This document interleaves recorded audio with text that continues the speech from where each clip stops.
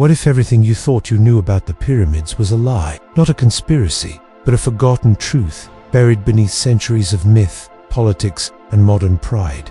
But the truth, it's far more complex and far more human. Today, we unearth what really happened in 2600 BC, a story of skilled laborers, architects, and entire families who volunteered to shape history not because they were forced, but because they believed in something bigger. Imagine entire villagers mobilized, not enslaved, but hired, trained, and even fed by the state. This wasn't mass slavery, it was a national project of pride. Their scale isn't just about death, it's about legacy, belief, and a people united under a colossal vision. They were engineers, carpenters, masons, bakers, even artists, and they weren't foreigners. They were locals, trained over generations. This wasn't oppression, it was career and calling. They used copper tools, precise measurements, advanced planning techniques, the kind of people whose names you don't learn in school, the kind of people history forgets but whose fingerprints are still etched into every stone of the pyramids.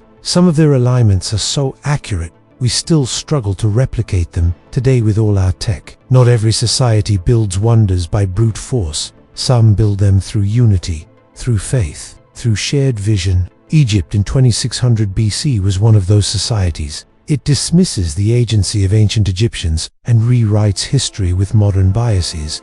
That ends now. We're here to uncover the forgotten reality. Most people imagine the pyramids were built by thousands of tortured slaves under the whip of a cruel pharaoh, dragging stones across the desert in blistering heat, dying by the dozens. These workers toiled for decades, often in harsh conditions. Archaeologists found remains of these villages row after row of buildings, streets, even signs of social organization and community leadership. But they weren't slaves chained to misery. They were paid laborers, often returning home after pyramid seasons, bringing gifts, stories, and status. Workers were well fed, better than most Egyptians at home. If this was slavery, it was the strangest form of it ever recorded. Specialists oversaw lifting operations using wooden sledges, lubricated sand, and ropes. It was a choreographed effort, not chaos and cruelty. One was called the Vigorous Gang, another the Enduring Drunkards. These weren't oppressed people, they had camaraderie,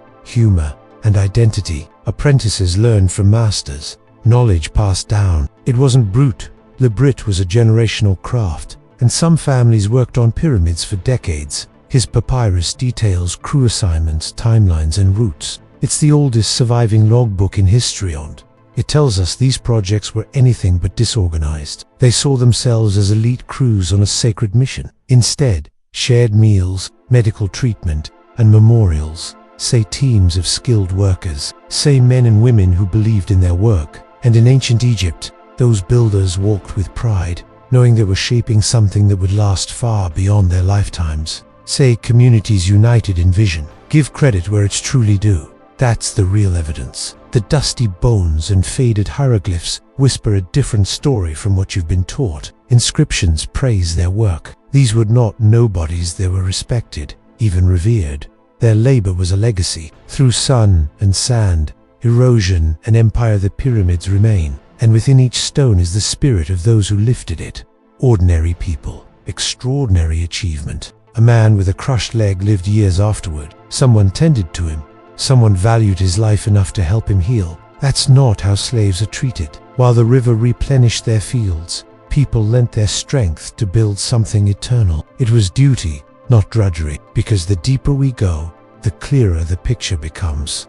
The people who built the pyramids are not who you think. Hollywood made you believe in chains and cruelty, but ancient records whisper a different story. Pyramid building was like national service, temporary, honorable, and often rewarded with food, tax breaks, and prestige. Ancient papyri, the diary of Murad, described the logistics of transporting limestone across the Nile.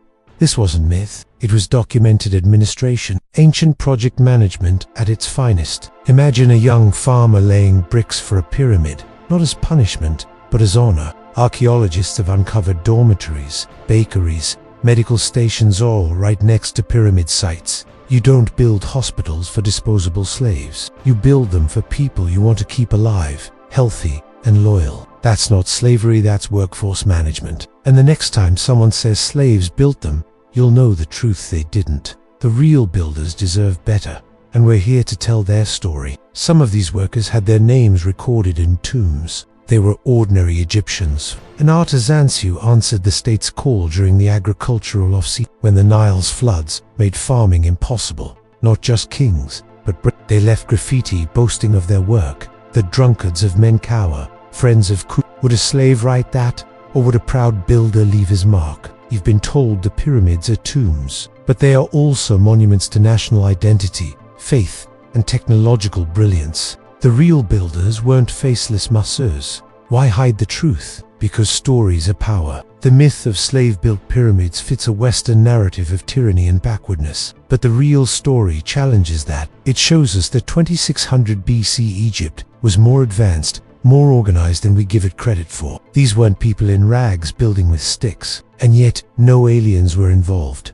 Just people. Extraordinary, brilliant, determined people. They worked for food, shelter, purpose, and a shot at eternal recognition.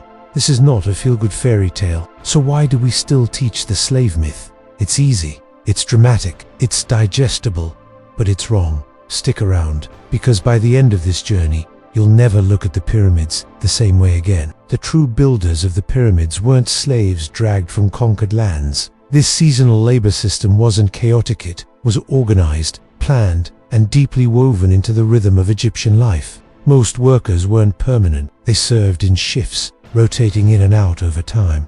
They brought skills, tools, and pride. They lived in large workers' villages near the construction sites, not in shacks, but in purpose-built housing. These towns had bakeries churning out thousands of loaves daily, breweries providing beer, and kitchens cooking meat. Each work team had a name, often funny or boastful. Their jobs were complex. Some quarried limestone and granite, others shaped and smoothed blocks. The evidence isn't just archaeological. Mira, a middle manager of sorts, kept records of daily shipments. Teams were hierarchical. There were foremen, supervisors, and skilled specialists. Even injuries were managed. Skeletons show healed bones, evidence of long-term care. Some tombs near the pyramid belonged to workers. That's right, buried with honors beside the king's resting place. No whips, no chains, no mass graves. So next time someone asks who built the pyramids, don't say slaves. Because behind every great monument is a workforce with names, faces,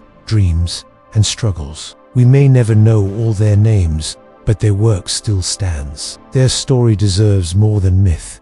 It deserves remembrance. So let's keep digging not into the sand, but into the truth. Behind every stone laid at Giza was an economic engine humming across Egypt. These pyramids didn't rise from slave labor, they rose from taxes, logistics, and a system that mobilized a nation's resources with astonishing precision. The pharaoh wasn't just a king, he was the head of a bureaucratic machine. Officials tracked supplies, measured grain, calculated labor needs. Entire towns contributed livestock, barley, and tools. The pyramid was Egypt's version of a space program. Farms across the Nile Valley paid tribute, not always in gold or silver, but in manpower and materials. When the floods came and fields were underwater, the state redirected idle farmers toward public projects, roads, temples, pyramids. Egypt's pyramid projects connected a vast network of trade, transport, and taxation. It wasn't forced famine labor, it was opportunity. While they couldn't farm, they could work. In return, they received food, beer, housing, and the prestige of helping build what they believed was a bridge to eternity. Bread ovens and breweries operated at industrial scale. This wasn't survival, rations, it was catered labor. The pyramid was a well-fed machine. Everyone contributed to the pyramid not through chains, but through civic structure. It wasn't just about pharaoh's afterlife, it was about national pride, a symbol of strength, order, and permanence. Economists today look at this with awe. Work was measured. Blocks had to fit perfectly. Each misaligned stone meant wasted time, and time, even in 2600 BC, was money. Coordinating thousands of workers, feeding them, housing them, and transporting supplies across miles of desert tile without digital tools required a level of management few ancient societies ever reached. The silent gears of ancient Egypt,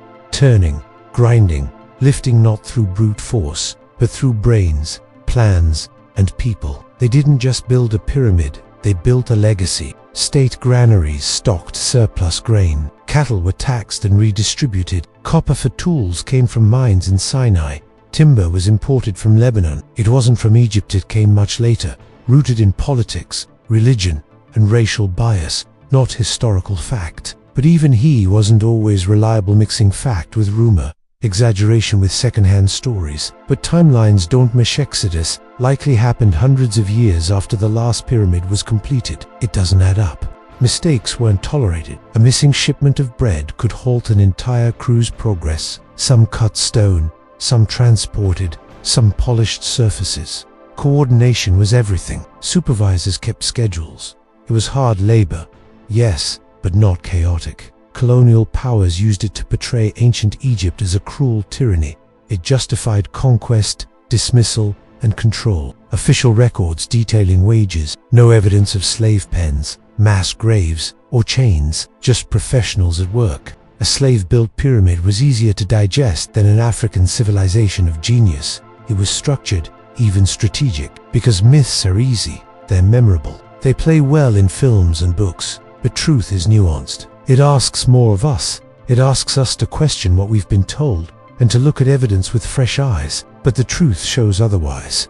Humans can build greatness through cooperation, not just coercion. History is written by Victor Zan, sometimes rewritten by those who wish to control the narrative. To see ancient Egypt, not as a land of whips and chains, but as a land of vision, order, and astonishing human coordination. The people who built the pyramids deserve remembrance, not reduction. The real builders were forgotten not because they failed, but because their story didn't serve the powerful. What's left isn't less amazing, it's more. Real people, real efforts, real achievements. They didn't need magic or miracles. They had mathematics, manpower, and motivation. And this was no officials like the overseer of the granaries or controller of royal works were responsible for quality and quotas. Movies reinforced it: barefoot slaves pulling stones under a blazing sun.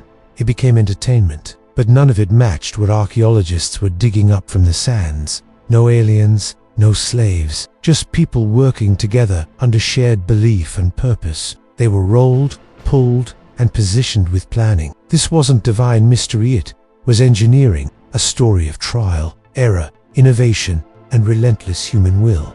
His audits, ancient accountants ensured that every shipment of fish, every basket of onions, every loaf of bread was tracked and delivered, because it reminds us what we're capable of when we believe, when we unite, and when we work, not for fear, but for pride, faith. But so are the stories we tell about them. It's time we told the right one. And future, a living, breathing symbol of state power and administrative genius, a national project, not a slave-built monstrosity. Remember, correcting the record isn't just about facts, it's about justice, for the dead who are misrepresented, for the living who deserve to know the truth, for the future that learns from the past. But it's also wrong, and it robs ancient Egyptians of their rightful place in history as engineers, planners, and laborers working for glory, not under duress. No mystery here, just management. And beneath every stone lies a story of trade, taxes, teamwork, and a civilization that knew exactly what it was doing 3,000 years before modern machines. Records were kept on papyrus and stone logs, checklists and audits. Some worked for years, rising in ranks, moving between royal projects. They weren't whipped, they were promoted. Even more surprising, the pyramid builders had job security. These weren't one-off gigs. The food itself was high. Archaeologists found bones of cattle, goats, and fish in workers' camps. Egypt's tax system made it all work. Villagers sent quotas of goods, sometimes even rotating workers. It was complex, but also stable. This structure created a sense of shared ownership. Workers knew they were part of something monumental. Even the tools tell a story. Copper chisels, stone hammers, and wooden sledges were standardized. Work was organized by crews, each with a set task. So when you see the Great Pyramid, don't just marvel at its size, marvel at the system behind it. That is the forgotten truth.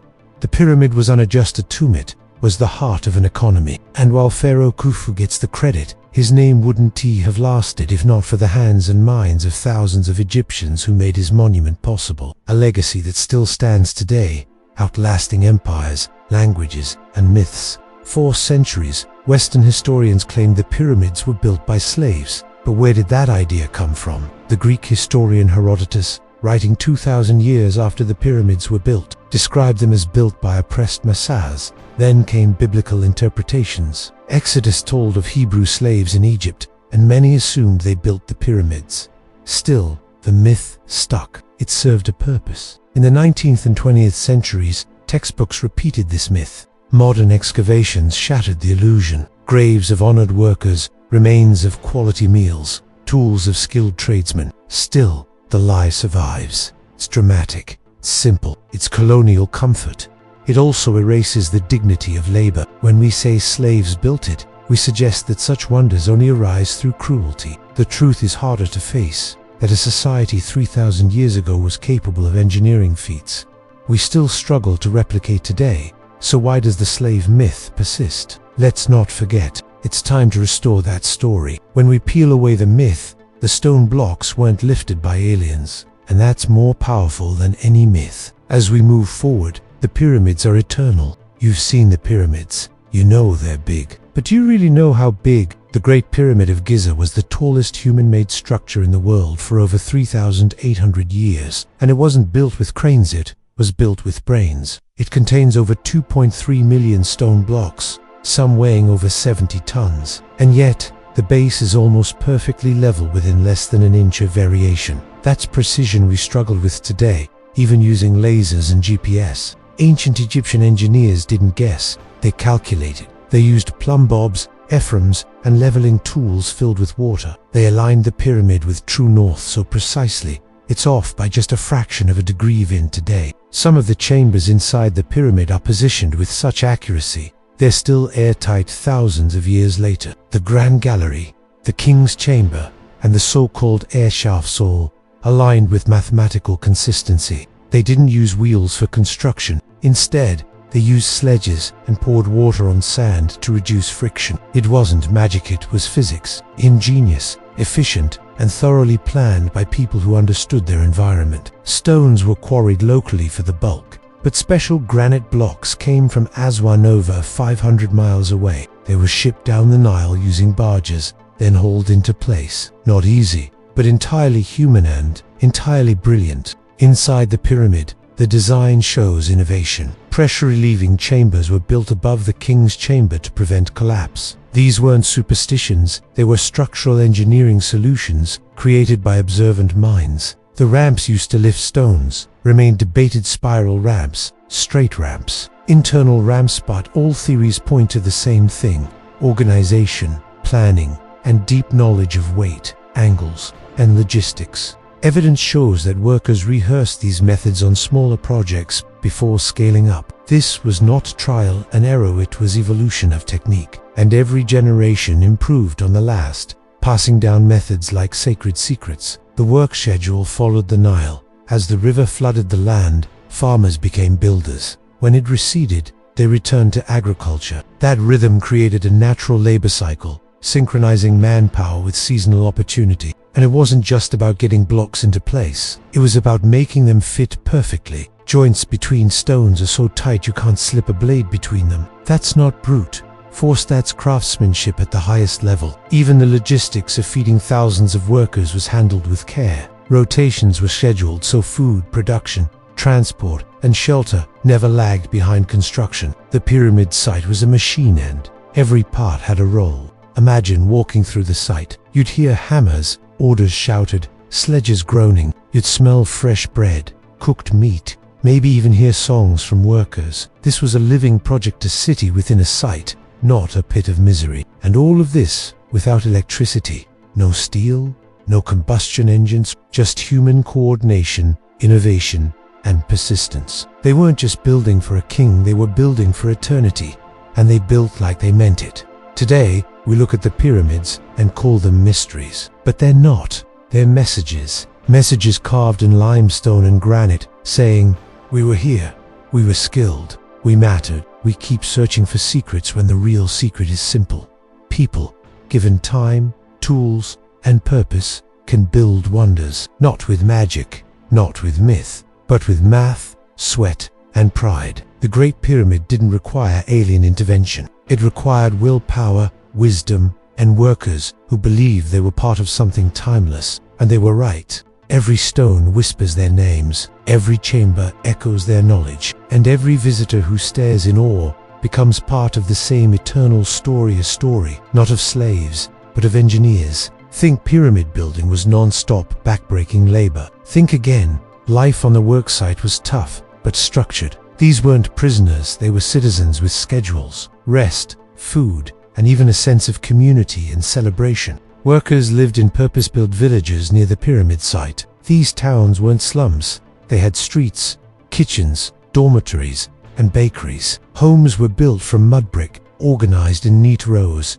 It was urban planning in the desert. Each building crew had its own housing section, like a modern construction camp. There was structure, routine, and leadership. They had supervisors, cooks, doctors, even entertainment. It was more than a worksite, it was a mobile society. Food was plentiful. Excavations show massive amounts of cattle and fish bones, thousands of bread molds, and beer jugs. Beer wasn't just a drink, it was nutrition, safe to consume, and part of the daily ration. They drank it like we drink water. Meals were coordinated. Workers got 2 large meals a day, with bread, dried fish, lentils, and meat. Not just survival food, hearty, nourishing, and consistent. The state made sure productivity stayed high by keeping bellies full. Injuries were common, and medical care was provided. Skeletons show healed bones, dental work, and even surgical attempts. This wasn't medieval torture, it was ancient healthcare, and it speaks volumes about how workers were valued. Rest days were built in. Workers took breaks for festivals, religious rituals, and calendar observances. Some even returned home between shifts to visit family, farm, or handle village affairs before rotating back in. Community bonding was essential. Workers played games, sang songs, shared meals. Graffiti carved into stones, shows, jokes, team pride, and even light-hearted trash talk. The drunkards of Menkaure wasn't an insult, it was a badge of honor. There were festivals at the worksite. When a major stage of construction finished, like laying the cornerstone or topping off a level, workers celebrated. Feasts were held, sacrifices made, music played. It wasn't just labor, it was ritual. The workers' sense of purpose was strong. They weren't building a wall or a ditch. They were building a stairway to the gods, a monument to eternity. That belief shaped how they worked and how they lived. They had religion. Shrines and amulets found at the site showed that workers prayed, sought protection, and gave offerings. They asked for strength, safety, and favor from gods, like Hathor and Patapata, patron of craftsmen. Workers weren't nameless. Some even signed their work. Blocks of markings that identified which crew placed them. Others include short prayers, jokes, or boasts. "We carried this one the fastest." They took pride in their role. Women were also part of the pyramid economy. While most heavy laborers were men, women worked in food prep, textile production, pottery, and administration. The project was national and everyone contributed. Children lived on site too. Some artifacts suggest families moved together for seasonal work. Kids likely played nearby, learning trades, helping with light tasks, and absorbing the rhythm of pyramid life like a second language. Clothing was simple but functional: linen garments, headcloths, and sandals. Workers weren't in rags. They dressed for heat, movement, and sun protection. And yes, they bathed. Water was hauled in and used for washing. Hygiene mattered. These weren't slaves shoved into pits. They were part of one of the most organized labor forces in ancient history. They had systems, rites, and routines. Every part of life carefully balanced to maintain morale and efficiency. Some rose through the ranks. Skilled workers became supervisors. Craftsmen earned reputations. Tomb inscriptions praise their careers, naming men who began as apprentices and ended as honored foremen buried with respect. Every day wasn't easy. Blisters, injuries, exhaustion, all real, but workers weren't left to rot. They were treated, rotated out, and remembered. Their labor was valued because the state needed every strong back and every clever hand. The pyramid wasn't built on misery, it was built on purpose. And that purpose was reflected in every facet of worker life, from the food they ate to the words they scratched on limestone. They weren't cogs, they were builders of legacy. When you walk the sands of Giza, you're not just seeing ancient architecture, You're seeing the remains of a working city, a mobile workforce, a forgotten society that gave its all to build something immortal. To understand why people devoted their lives to building the pyramids, you have to understand ancient Egyptian faith. These weren't just tombs, they were spiritual launchpads, stairways to eternity, where the king joined the gods. The Egyptians believed that death wasn't the end, it was a transition. The body remained on earth, but the soul traveled to the afterlife. And the better the burial, the better the journey. That's where the pyramid came in. The pyramid wasn't just stone, it was sacred geometry, a vessel. Its shape mimics the rays of the sun, connecting Pharaoh with Ra, the sun god.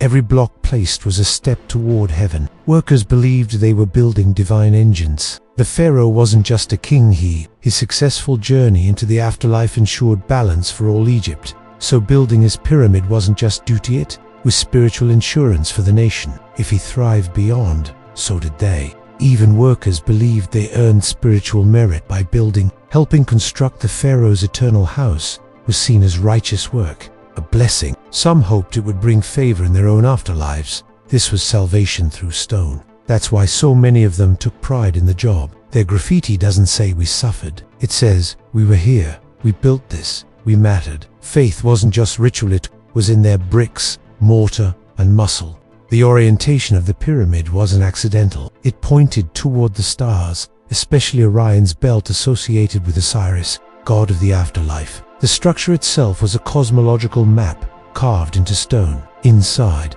shafts aligned with specific stars. Chambers were designed to echo the underworld. The very layout of the pyramid mirrored myth's life, death, rebirth. It was a holy machine, built by hands that believed in its sacred purpose. And belief brings strength. It transforms toil into sacrifice. The workers weren't brainwashed, they were believers. And that belief gave their labor meaning that we can barely comprehend today. Temples near the pyramids weren't afterthoughts. They were part of the system. Priests performed rituals, offered sacrifices, and blessed the work. The spiritual framework didn't stop when construction started, it infused every phase. Even after completion, the pyramid wasn't a monument to death, it was a living part of Egypt's religious landscape. Priests maintained it, pilgrims visited, ceremonies continued. It was a beacon of faith, not just a royal tomb. When we look at the pyramid today, we see stone, but they saw power. The power to cross into eternity, the power to connect man and God. And the workers saw themselves as part of that divine process, not spectators. Some artifacts found in worker tombs include charms, scarabs, and miniature statue symbols of protection in the next life. Even in death, they clung to hope. They had built a gateway for a king, but they wanted to walk through it too. That dual-purpose national pride and spiritual hope is what made pyramid building so powerful. It wasn't just construction, it was communion. Their sweat wasn't wasted, it was worship. And that spiritual motivation may explain why the pyramids were built so well. You don't cut corners when you're building for gods. You don't slack when eternity is watching. Faith kept the lines straight, the stones flush, the legacy alive. In our modern world, it's easy to overlook that kind of dedication. We build for contracts and deadlines. They built for eternity, not because they were forced, but because they believed eternity was realigned. Their role in it was sacred. So the next time someone tells you the pyramids are just graves, tell them this: they were cathedrals in stone, built by hands guided not by fear, but by faith. Faith in Pharaoh, faith in gods, faith in purpose. History often remembers kings and generals but forgets the hands that lifted stone, the backs that bent, the minds that measured, the hearts that believed. The people who built the pyramids didn't get statues, but they left their mark. Many of these workers were never named in official records. Their names weren't carved into royal but here and there, scratched into blocks, we find graffiti, tiny echoes of personal pride, hidden like buried treasure. The friends of Khufu, the drunkards of Menkaure, the vigorous Gungi, these were real crew names. Not formal titles, but nicknames, like modern team names. And in those few words, we glimpse personality, humor, and unity. Some workers did rise to fame. Overseers, architects, master masons. Their tombs tell us they lived with honor, died with respect, and were buried not far from the pyramids they helped build. That proximity was itself a reward. These tombs weren't lavish like those of nobles, but they were meaningful. Inscriptions mention their work, their loyalty to the pharaoh, their love for the task. One man's tomb called him the beloved of the laborers, a leader, a builder, a man remembered. But for every named worker, there were thousands more nameless, faceless in history's scroll. And yet, every stone still bears their touch, their sweat, their breath, their effort hardened into the rock forever. They speak without words. These were fathers, sons, brothers, men with stories, worries, dreams. Maybe they sang as they worked. Maybe they cursed the sun. Maybe they cried when their comrades died. All human, all part of this impossible mission. We can't name them, but we can honor them by telling their story, by correcting the myths that reduced them to slaves, by saying their lives mattered, that their work was not a chain but a choice, a commitment, a contribution. Imagine one of them maybe 25 years old, calloused hands, sunburned skin. He joins a work gang, hauls stones, eats bread, laughs with friends, prays at night. He dies young, but proud. His son visits his grave near the pyramid he helped raise. And what does his son see? A monument that pierces the sky, a structure too vast for one man, but not too vast for thousands united.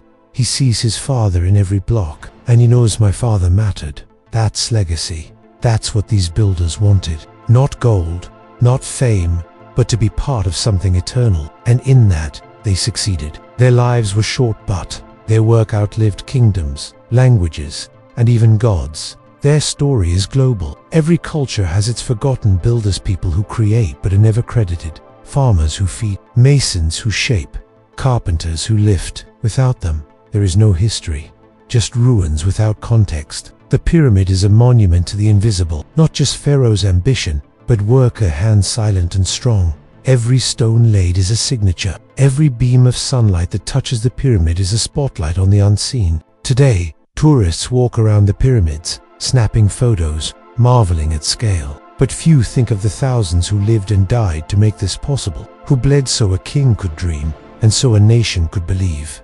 It's time we did more than marvel. It's time we remembered. The ancient Egyptians gave everything they had to shape something permanent. The least we can do is tell the story right, to speak their names even if we don't know them. Because in the end, the greatest honor we can give these lost builders is not a tombstone, not a statue, but truth. To say, clearly and proudly, they were not slaves. They were Egypt's finest, and they built something no one ever forgot. The Great Pyramid isn't just a structure, it's a message sent across time. A stone letter from 2600 BC, still standing tall while empires have fallen, languages have died, and maps have changed beyond recognition. It has no inscriptions inside, no grand speech etched into its walls. Yet it speaks volumes. Through its geometry, its symmetry, its sheer defiance of decay, it says, "We were here, we dreamed, we built, we endured." We often ask, how was it built? But maybe we should also ask, why did they build it so well? And the answer lies in more than just stone. It lies in pride, vision, and the stubborn desire to be remembered. Each block is a breath from the past, a breath from hands that cut, lifted, measured, and placed. Some blocks were moved by entire crews synchronized like dancers. Human muscle, not magic. Human will, not wizardry. The builders never saw the finished pyramid. Many died long before it was complete, but they believed in the vision. They knew their part mattered, even if they would never see the summit. That kind of faith is rare today, and yet, despite its fame, we've allowed their story to fade. We credit pharaohs, we imagine slaves, but we forget the middle, the workers who weren't kings and weren't captives, but were everything in between. The true human engine. The pyramid builders weren't extraordinary by birth. They became extraordinary by what they did, by building something that would outlast them by thousands of years. That kind of legacy doesn't come from chains. It comes from choice. Even today, we struggle to replicate what they did. We have steel, engines, satellites, but would we have the collective will? Would we have the faith to build something not for ourselves, but for generations we'll never meet? That's the core lesson. The pyramid isn't just a marvel, it's a mirror. It reflects what humans can do when they unite under purpose, when the goal is bigger than ego, when labor isn't about profit, but about permanence. Look closely, and the Great Pyramid isn't perfect. Some blocks jut out, some edges are weathered, but that's what makes it beautiful. It's human. It wasn't made by machines. It was made by calloused hands and tired backs, and yet it stood through storms, invasions, earthquakes, not because it was magical, but because it was made with care, real care. The kind that says, we may be mortal, but our work doesn't have to be. How many of us today can say the same? How many things do we build that last even a century, let alone for? That's what the pyramid is. A challenge to our age. A quiet reminder that what we make reflects who we are. In a world obsessed with speed, the pyramid speaks for patience. In a time chasing fame, it whispers humility. And in an era drowning in noise, it stands in silence and still commands attention. That's power. Not the power of Pharaoh, but the power of purpose. That power lived in every worker, from the man shaping limestone to the cook baking bread. They were all part of the same machine, driven by a shared belief that they were part of something greater. And maybe that's why it still fascinates us, because deep down, we long for that kind of purpose, that kind of unity, that kind of legacy. The pyramid isn't just ancient, it's eternal, because it still makes us ask, what will we leave behind? So the next time you see its silhouette against the sky, don't just say, wow, say thank you to the builders, the believers, the forgotten heroes who gave their lives to create a symbol that still stands strong, long after their names were lost. The pyramids stand as eternal monuments, but their true legacy lives in the stories we tell, not of slaves or myths, but of real people skilled, proud, and united who shaped history with their own hands and hearts. These builders worked not for oppression, but for honor. They weren't nameless shadows. They were fathers, mothers, brothers, and sisters who poured their lives into stones that would defy time.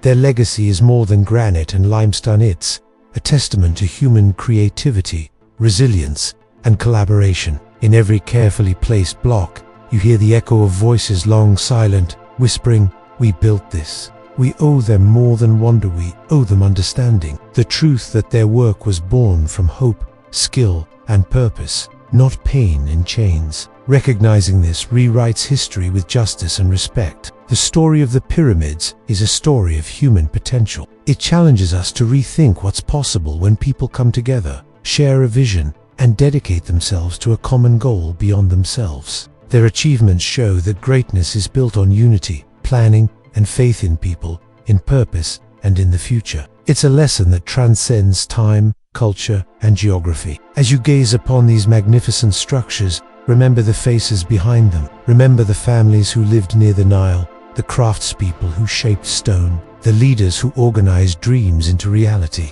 The pyramids are more than monuments to pharaohs. They are monuments to the human spirit, to collaboration over coercion, to innovation born from necessity, to pride that lives beyond death.